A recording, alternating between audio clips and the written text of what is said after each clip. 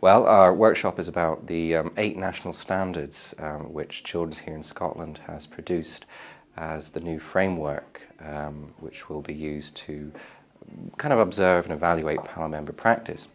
So out of the 8 national standards will come a number of different initiatives, innovations, policies and procedures. So within the workshop today we're focusing on 2 particular areas. The feedback loop and advice to the hearings.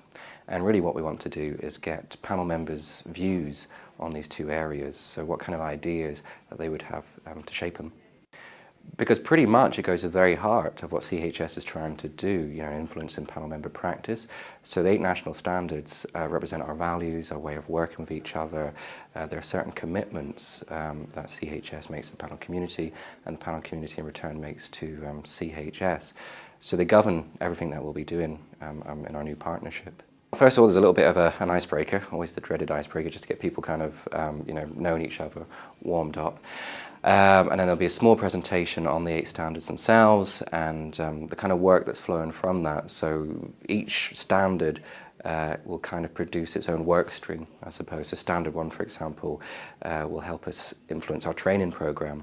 We've also had a couple of events at Hampden and Dundee where we consulted with children and young people. After that, we've got a kind of session on advice to the hearings where we'll ask the panel members to kind of grade certain ways in which they can get advice. So do they think that this is something that they really, really need or something that they can kind of do without? And then for the feedback loop, we're going to ask them to do some mind mapping.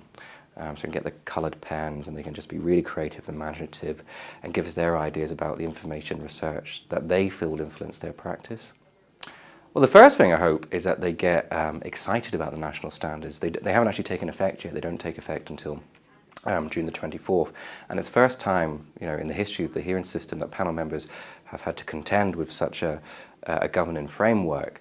So it might be difficult for them to appreciate currently, well, what practical everyday effect are these national standards going to have upon me when I'm in a hearing.